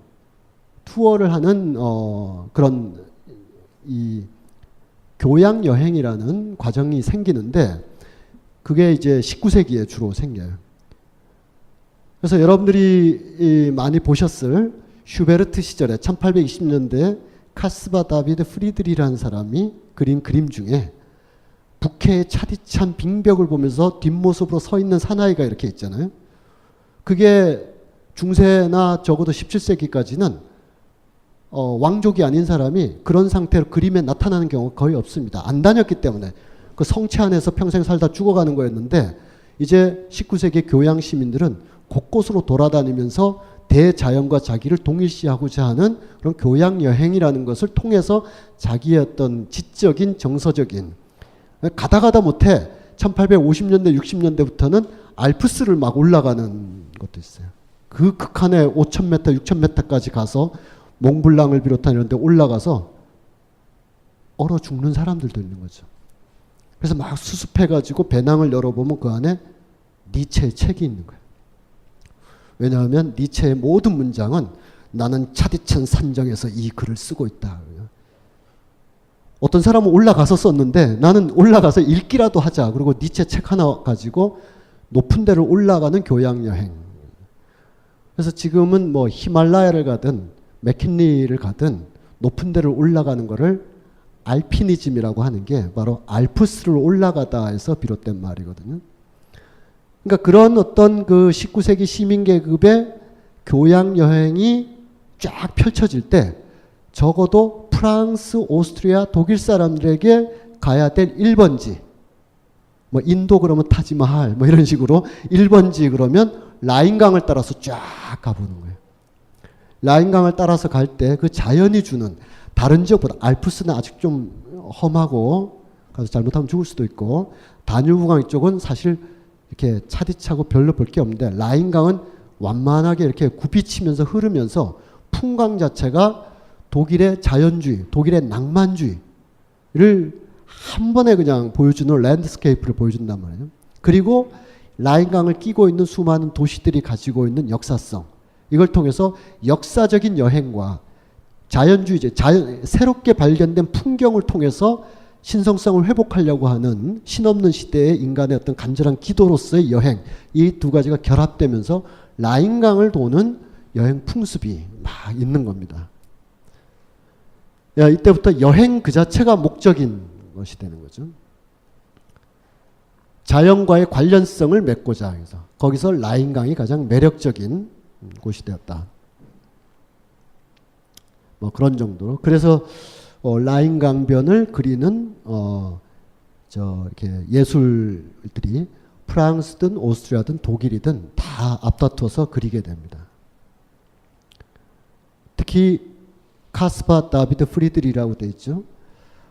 이 예술가의 그 미술적인 흔적은 단순히 자연과 벗삼아서 잃어버린 신성성을 회복한다 이런 정도가 아니라 이때가 지금 뭡니까? 1814년, 15년 막 이럴 때잖아요. 그리고 1820년대까지 활동했는데 그때 찰과상도 있었지만 어쨌든 유럽의 공화주의나 민주주의를 확산하는데 일정하게 기여를 했던 나폴레옹이 몰락하고 나폴레옹이 목을 쳐서 다 쫓아냈었던 왕정, 앙시앙 레짐, 구체제가 복귀하면서 비엔나를 포함한 여러 주요 도시들이 강제적인 억압과 검열에 시달리게 됐을 때 그때 젊은 예술가들이 도시의 타락과 정치의 부패의 환멸을 느끼고 진짜 참된 가치는 자연 속에 있을 것이다 하고 자연을 찾아 헤매는 과정이었습니다. 그러니까 뭐 여유 있는 사람들이 전원일기 쓰려고 돌아다니는 게 아니라 이 부패한 도시와 타락한 정치의 환멸을 느끼고 그 어떤 인간적인 어떤 인위적 조작도 없는 네이처 속에서 내추럴 그 물질로서의 자연 속에서 인간으로서의 본성을 발견하고자 하는 그런 열기 속에서 이제 이런 데를 가는 거죠. 특히 참나무, 독일의 참나무 숲을 많이 합니다. 여기서 개인의 어떤 그 신생의 어떤 기운을 받음과 동시에 독일인이란 과연 무엇인가? 그래서 이 참나무 오크, 참나무에 대한 독일인의 찬사는 카스바 다비드 프리드리흐뿐만 아니라 독일의 화폐에도 그려져 있습니다. 우리가 마치 소나무를 그냥 여러 나무 중에 하나로 안 여기듯이 자기 부인인데 이 부인의 모습도 여보 여기 너무 멋있어 이런 게 아니라 십자가 내지는 이렇게 두 팔을 벌려서 자연이 주는 신생의 기운을 이렇게 경건하게 받아들이는 자세로서 그려지고 있죠. 그리고 이건 해석마다 다른데 공화주의자의 면모를 보였다는 것도 있고 지식인의 면모를 보였다는 것도 있는데 어쨌든 제가 지금 쭉 말씀드렸던 그것이 라인강이든 알프스든 피오르드든 신생의 자연 속에서 뭔가를 되찾고자 하는 그러니까 이게 시선이 좀 강하잖아요. 이게 거의 첫 번째 작품이고 이것도 시선이 강하고 굉장히 눈길을 끄는데 이런 작품 카스바 다비드 프리드리히의 작품 중에서 이렇게 시선을 강렬하게 끄는 작품보다 더 중요한 작품이 바로 이 작품입니다. 이 당시에 이 그림을 보고 많은 평론가들이 우리야 뭐 이런 걸 보고 뭐 깜짝 놀랄 정도로 기독교 문화에 있지는 않으니까 많이 놀라고 저널에서도 대서특필되고 그리고 또 신성모독이라는 소리도 들었어요. 오로지 이유는 하나, 도저히 인간이 갈 수 없는 아득한 산정에 십자가가 놓여 있고 그 십자가에서 어떤 사람이 이렇게 예수고 그의 그 저기에 있을 수가 없죠. 성당 중심주의에 대한 배척, 도시 공동체를 정치적으로나 종교적으로 유지해왔던 유럽의 중소도시에 익숙했던 성당의 십자가, 그 아이콘이 아니라 이 도시에서 완전히 떨어진 사람이 도저히 살 수도 없고 올라가기도 어려운 그 아득한 산정 위에 진정한 종교적 가치가 있는 것이다 라고 굉장히 도발적으로 신성모독에 가깝게 그렸다라고 하는 것입니다. 뭐 그렇게 안 느껴지지만 그 당시 그랬다고 해요. 이것이 이제 19세기에 라인 강변을 따라서 개인이든 또는 프랑스인이든 독일인이든 신성성을 회복하고자 하는 열기와 맥락을 같이 하고 있는 거죠. 그리고 잘 아시다시피 증기선, 철도 이런 것이 쭉 발달하면서 이젠 관광 상품으로서의 라인강이 발전하게 됩니다. 철도가 나오게 되고 아까 쾰른 대성당에 쫙 그 철도 이 성당 옆으로 기차역이 그리고 뭐 당연히 여행 안내서의 등장 베데커라는 지금도 있어요. 뭐 우리 유럽에 가면 되게 사용하는 여행 안내서가 미쉐린을 주로 많이 사용하는데 지금은 구글 맵스인가 그걸로 뭐 얼마든지 찾아가지만 그래도 베데커라는 것을 말해요. 베데커의 옛날 판본이고 오늘날에도 가면 이제 베데커를 많이 보게 되는데 이 베데커가 그 단지 지도 안내라기보다는 특정한 공간에 대한 굉장히 상세한 역사적 의미와 설명들이 풍부하기 때문에 그 언어를 잘 아시는 분들은 베데커를 쓰지만 우린 보통 그냥 구글 맵 올려서 가라는 대로 이제 따라가면 되는데, 이 얘기는 뭐냐 하면 이제는 귀족 가문의 황태자나 공작 이제 소공녀 소공자 이런 애들이 그랜드 투어를 하면서 지식을 연마하고 권력의 네트워크를 창출하는 과정에서 19세기 시민들이 신생성을 확보하기 위해서 라인강을 다니다가 이제 20세기가 되면 관광지로서의 라인강, 관광지로서의 유럽 문화라는 게 되면서 여기서부터는 한 가지 변화가 생겨요. 뭐냐면 이미 정보를 통해서 알고 있는 지역을 가서 확인하는 관광 트렌드가 나오게 됩니다. 그 전까지는 책자도 없고 아무것도 없었기 때문에 어쨌든 배낭 메고 막 가다 보면 와, 여기가 로렐라이구나, 여기가 스트라스부르 대성당이구나 했는데, 이미 많은 책자를 통해서 그 당시 베데커든 또 오늘날로 치면 뭐 구글링을 다 해서 다 알고 있는 사실을 가서 확인하는 여행, 확인함으로써 만족감이었는, 어떻게 보면 좀 앞뒤가 좀 뒤바뀐 것이지만 그런 정도의 설명을 맞죠. 그러면 이제 그렇게 다니는 이건 다 생략하고요. 하나하나 보면 콘스탄츠라는 거의 그 바다에 가까운 호수에 가면 여기에 임페리아라는 동상이 있어요.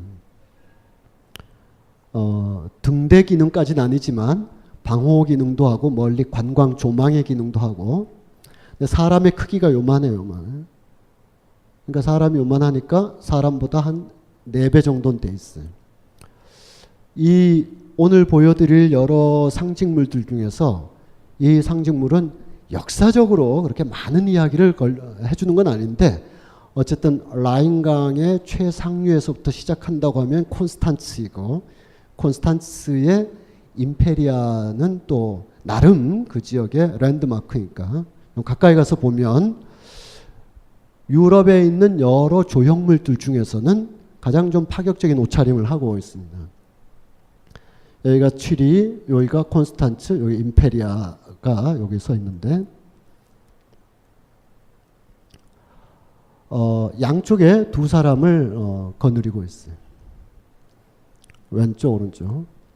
한 사람은 임페리아로 불리는 이 여인이, 저 말은 멋있게 그렇게 돼 있지만 술집 뭐 하여튼 그렇게 이제 콘스탄츠에서 유럽의 중세사를 보시면 공의회라는 단어가 자동적으로 떠오를 거예요. 콘스탄츠 공의회.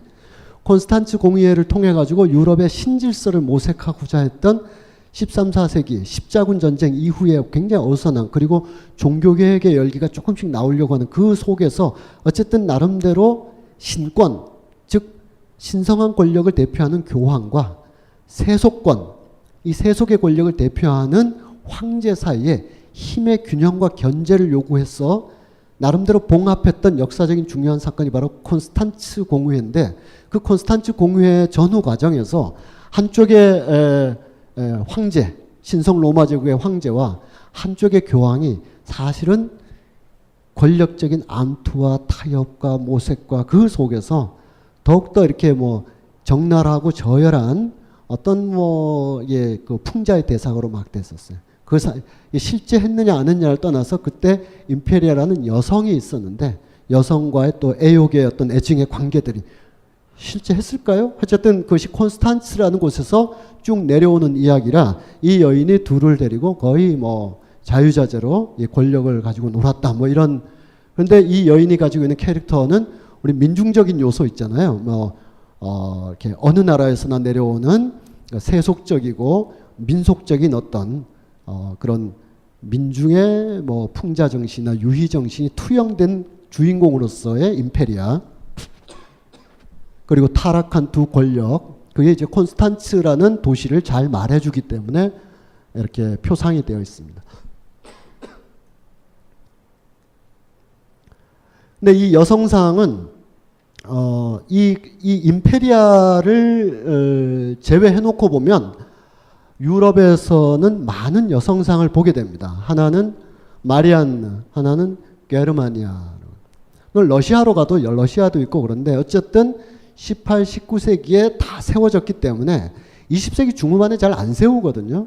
세워도 추상성을 가지고 세우는 거지.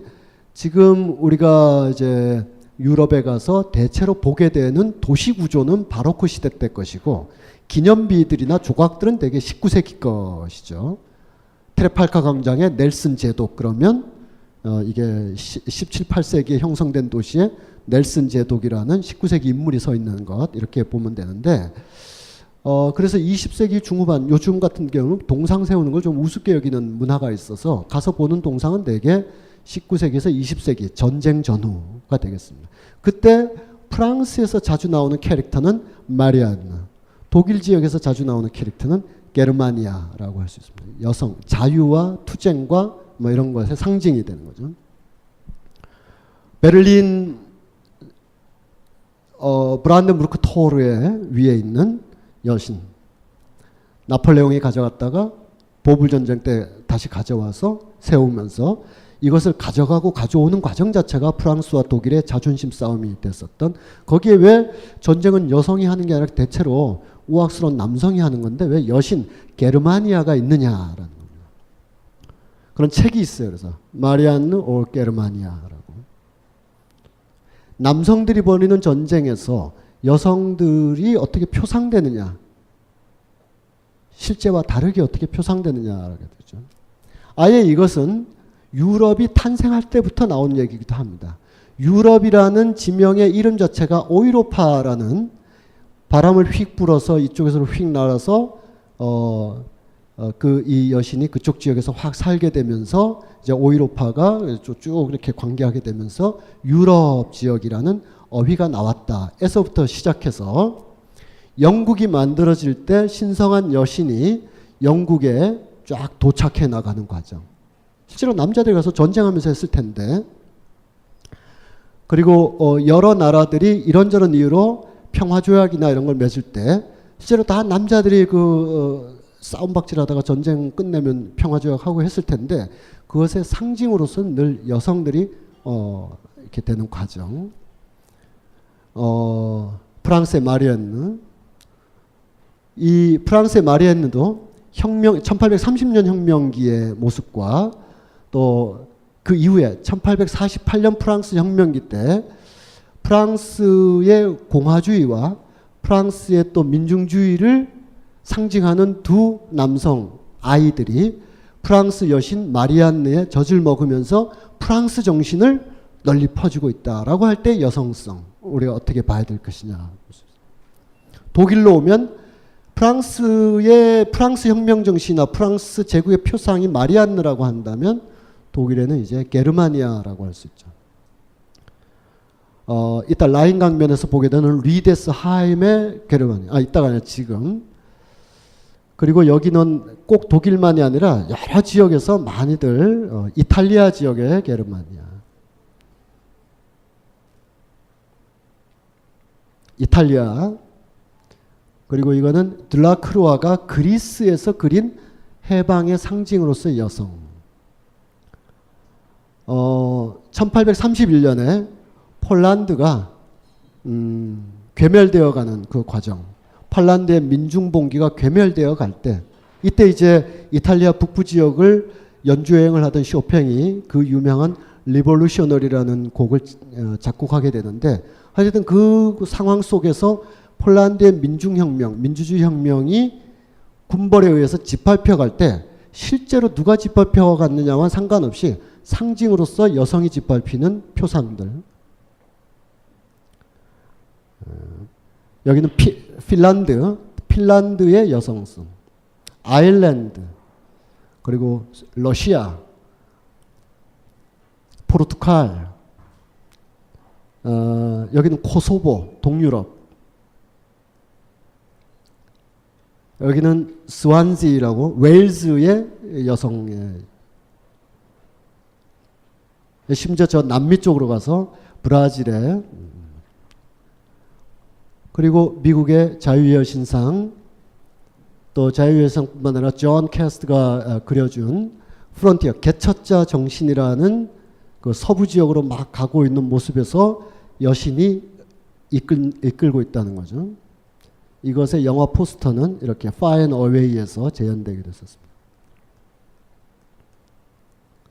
이걸 이제 독일로 좀 좁혀서 보면, 자, 여기 게르마니아라는 여신이 있는데 1830년대에 그렸었습니다. 1830년대에 그려졌다는 것은 프랑스로부터 치욕을 많이 당했었어요. 나폴레옹 때문에. 나폴레옹이 예나에 스스로 말을 타고 예나에 막 진주하고 그랬어요. 독일의 국가적 관점에서 보면 수치스러운 거지만 그 예나에 어떤 대단한 철학자가 있었어요.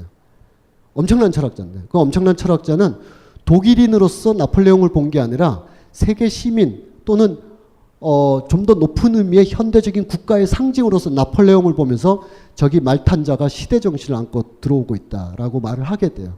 인정하고 저런 정신을 우리가 가야 된다 이런 것을 상징적으로 말해야 하는 것인데 바로 그 사람은 그 당시에 예나 대학의 교수로 있던 헤겔이라는 사람이었어요.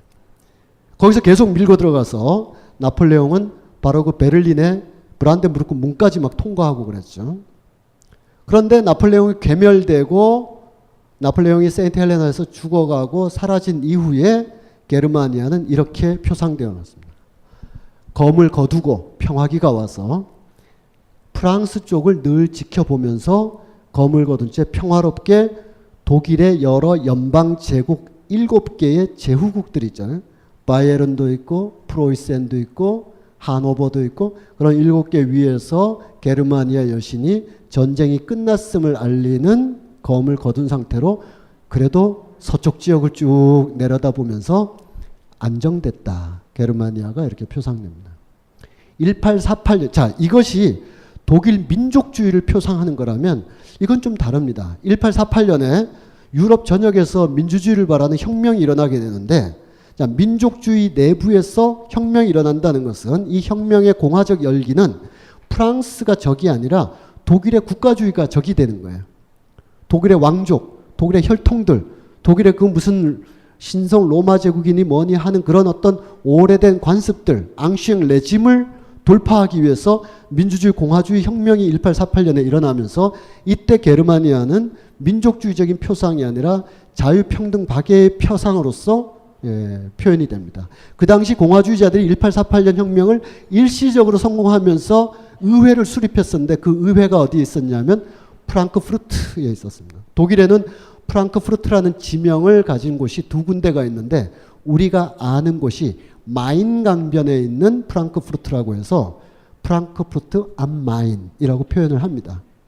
그래서 열차표나 버스 탈 때 거기까지 안 읽으면 다른 프랑크푸르트에 가가지고 차범근 감독의 흔적을 찾아 헤매게 될지도 몰라요. 그 프랑크푸르트 의회를 보시면 1848년의 공화주의 혁명 과정 속에서 일시적이지만 프랑크푸르트에 이제 의회가 만들어졌어요.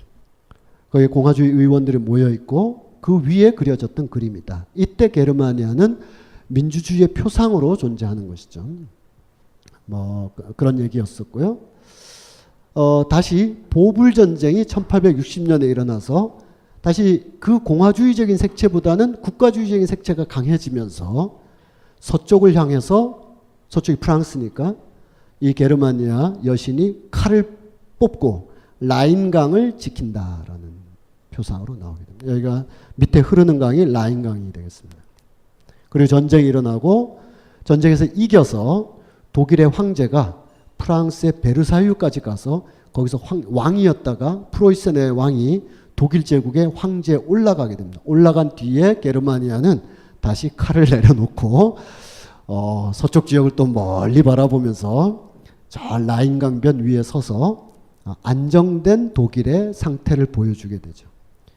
그러다가 갑자기 1차 세계대전이 일어나서 게르마니아 여신은 다시 또 칼을 뽑고 싸우게 되는데 1차 세계대전에서는 독일이 지게 되죠. 그래서 희롱의 대상, 성적 희롱의 대상으로 전락하게 되고 프랑스의 마리안느가 이기고 독일의 게르마니아가 지게 된 겁니다. 그리고 순환을 당하는 모습으로 이렇게 완전히 굴욕적인 모습으로까지 표현이 되게 됐습니다. 그것의 보불전쟁 시기에 기념비상이 바로 니더발트에 있는 리데스하임이라는 기념비라고 하겠습니다. 어마어마한. 그러니까 지금 제가 쭉 말씀드렸던 게르마니아의 19세기에 나온 근대 국민국가 수립 과정에서의 유럽 국가들이 저마다 내세웠던 여신상의 히스토리를 전제로 하고 볼 때 리데스하임의 보불전쟁 승전 기념으로 여기다가 게르마니아 여신을 올렸다라고 하는 것은 독일 뭐 안 올린 프랑스를 포함해서 안 올렸다고 해서 이런 의식이 없는 건 아니니까 못 올리게 된 프랑스나 올릴까 말까 하다가 괴멸된 오스트리아나 이겼기 때문에 올릴 수 있었던 이 독일 민족주의의 19세기적인 어떤 강한 잔영을 느낄 수가 있는 겁니다. 어마어마한 크기로 어디 있냐면 마인스에서 쭉 라인강이 쭉 흐르다 보면 이쪽으로 계속 가면 이제 쾰른 쪽으로 흐르게 되는데 거기에 라인 강변을 가장 잘 볼 수 있는 리데스하임이라는 곳에 이렇게 서 있습니다. 그 당시 축성했을 때의 모습이고 올려다본 모습, 뭐 그 외에 부수적인 요소들, 그 아래 우리가 여기서 프로이센이 어떻게 독일을 특히 프랑스까지 제압하면서 독일을 유럽을 평정하게 되었는가를 표상하고 있죠.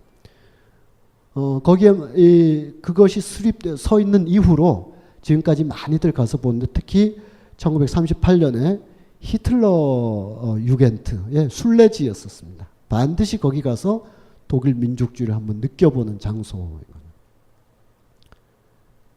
그 위치에서 바라본 라인강이 되겠습니다.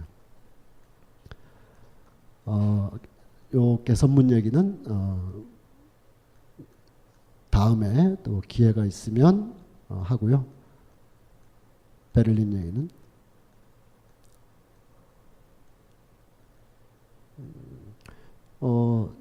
여기 라인강이 지금 요렇게 따라서 이렇게 흐르는데 여기에 보면 이제 알사스 로렌 지방이고 여기에 스트라스부르라는 도시가 있습니다. 라인강 계속 흘러가는 곳이고 스트라스부르 대성당 샤를마뉴 시대에 만들어졌다. 이렇게 샤를마뉴의 어떤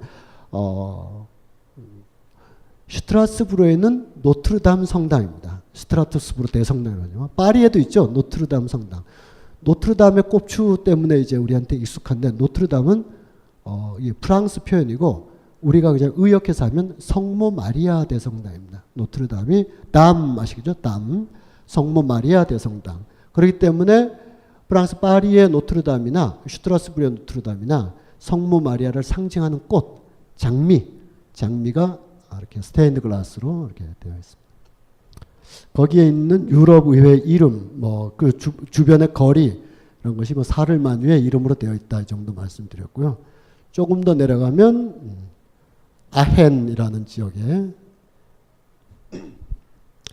독일의 아헨 대성당의 유골이 샤를마뉴의 대제의 것으로 확인됐다. 뭐 그런 정도로 요거는 생략하도록 하겠습니다. 제가 준비한 내용이 많아서 생략을 많이 하고 있네 지금. 아헨까지 본 걸로 하고 이 나폴레옹이 자기가 스스로 자기가 머리를 쓰는 그림은 공적으로 이렇게까지는 안 남겨 있는데 누구죠? 이 그림을 그린 자크 루이 다비드. 자크 루이 다비드가 나폴레옹을 존경하고 공화주의자로서 황제에 오르는 같이 인정하면서 나폴레옹을 위하여 그린 그림인데 스케치 그림에 보면 나폴레옹이 스스로 왕관을 쓰는 것을 이렇게 표현하고 있어요. 근데 이 뒤에 끌려온 사람이 있어요. 끌려온 사람. 바티칸에서 여기까지 끌려와 가지고 있는데 교황이에요. 교황. 이 나폴레옹이 샤를마뉴 대제의 위협을 이끌어 유럽을 대통합하는데 이것의 상징적이고 종교적인 신성한 축성을 반드시 교황으로부터 받아야 이게 공인이 되는 거기 때문에 교황이 끌려왔다 그러면 뭘 하고 하여튼 먼 거리까지 이렇게 와가지고 스스로 옥좌에 올라가는 나폴레옹을 보고 있는 모습입니다. 이 그림이 있네요. 스스로 이제 요 왕관이 샤를마뉴 대제의 왕관을 되게 복제했다고 하는 그런 모습이 되겠습니다. 요 드라인펠스라는 곳도 독일 사람들이 라인 강변에서 독일의 진정한 무슨 뭐 독일 정신 그들 나름대로의 우리가 그렇게 뭐 인정하고 싶진 않지만 그런 것을 보여준다고 해서 라인 강변에 보면 7개의 산정들이 쭉 모여있는 지벤스펠트라고 하는 7개, 지벤, 세븐이거든요. 세븐, 7개의 산들이 쭉 있는 곳 중에서 다른 산이 좀 더 높지만 라인강을 잘 볼 수 있는 산 위에다가 독일의 상징성을 올려다 놓은 것이 바로 드라인펠스라는 곳도 라인 강변을 쭉 따라가다 보면 본에 이르기 전에 7개의 봉우리에 이런 것도 이제 19세기적인 잔여물이다라고 할 수가 있겠습니다. 쾰른 대성당까지만 하고 벌써 시간이 뭐 한 것도 없는데 굉장히 많이 흘렀는데 쾰른까지만 하고 이야기의 어떤 분위기를 좀 바꿀게요. 쾰른 대성당도 결국은 이 거의 뭐 1000년 전부터 쾰른 대성당의 부분을 지으려고 굉장히 노력했는데 결국은 프랑스를 물리친다. 나름대로 물리쳤다고 생각한 다음에 나폴레옹을 물리쳤다고 생각하고 그리고 나폴레옹이 실각하고 프랑스적인 어떤 것을 재건해야 되겠다고 하는 1814년 앙생 레짐의 시작 지점에서 쾰른 대성당의 재건을 추진하게 됩니다. 이때 재건을 추진하자 했지 실제 재건은 굉장히 또 긴 시간이 걸려서 1840년대에 가서야 이제 완성이 되죠. 이 공간에 가면 이 세부 디테일들이 주는 압도감이 있습니다. 물론 저는 한 3회째인가요? 4회째 때 여러분들하고 그런 얘기를 나눴던 것 같아요. 유럽 사람들도 잘도 모르는 역사적 디테일을 우리가 왜 이렇게 모여서 열심히 하고 있을까? 우리 안에 일그러진 오리엔탈리즘이 작동하고 있는 건 아닐까? 그리고 그 당시에 제가 민회 이야기를 하면서 1950년대 후반에 거기까지 유학을 간 전혜린의 슈바빙 일기를 우리는 어떻게 봐야 될 것인가? 지금 또 누군가가 마추픽추 산정에 갔다 올 수도 있고 인도에 갔다 올 수도 있는데 인도 사람도 잘 모르는 인도 이야기를 풍부하게 알고자 하는 이 욕망은 무언가?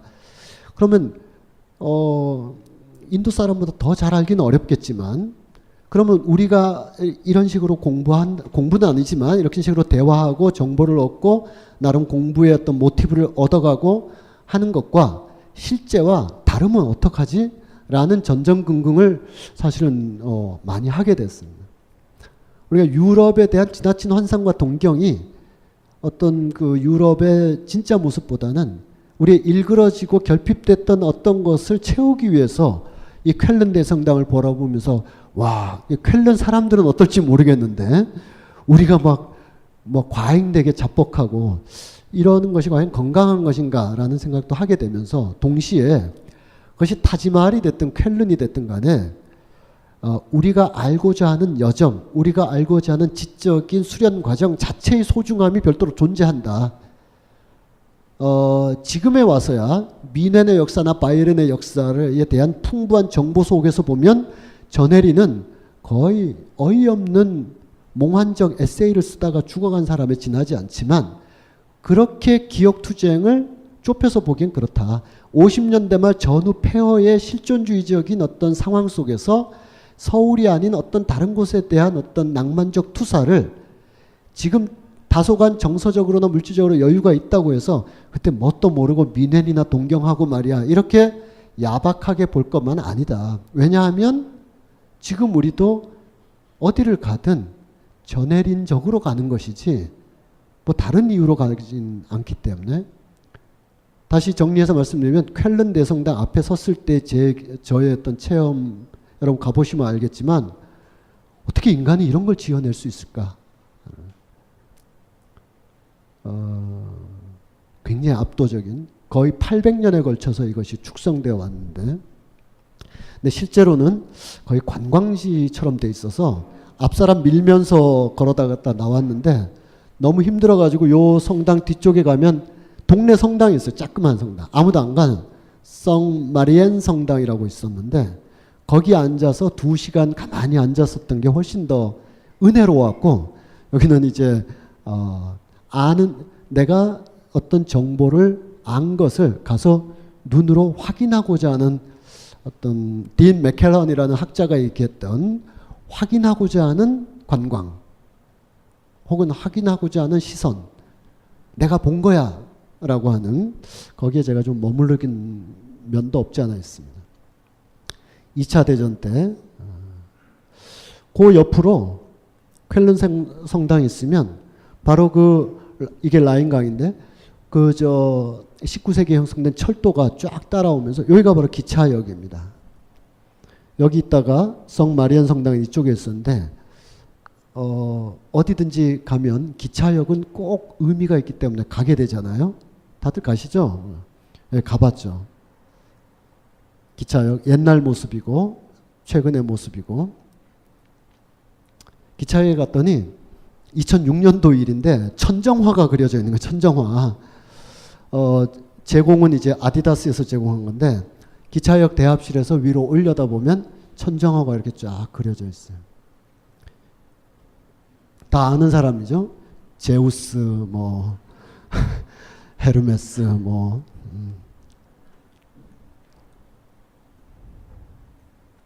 그래서 밑에 선 사람들 저 위에 올려다 보면서 봤던, 지금은 아마 지워졌거나 그랬겠죠.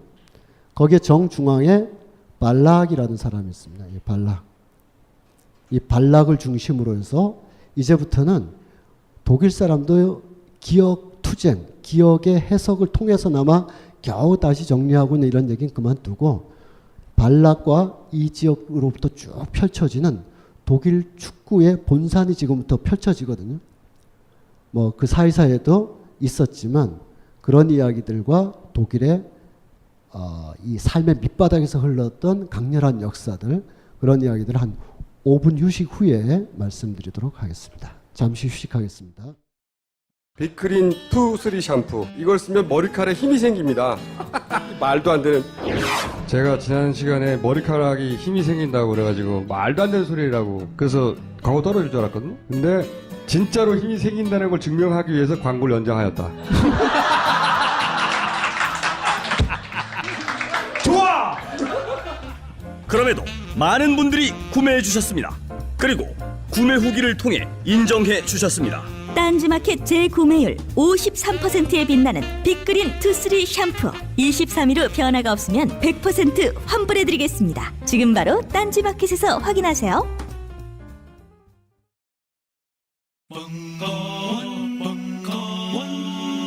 벙커원 라디오.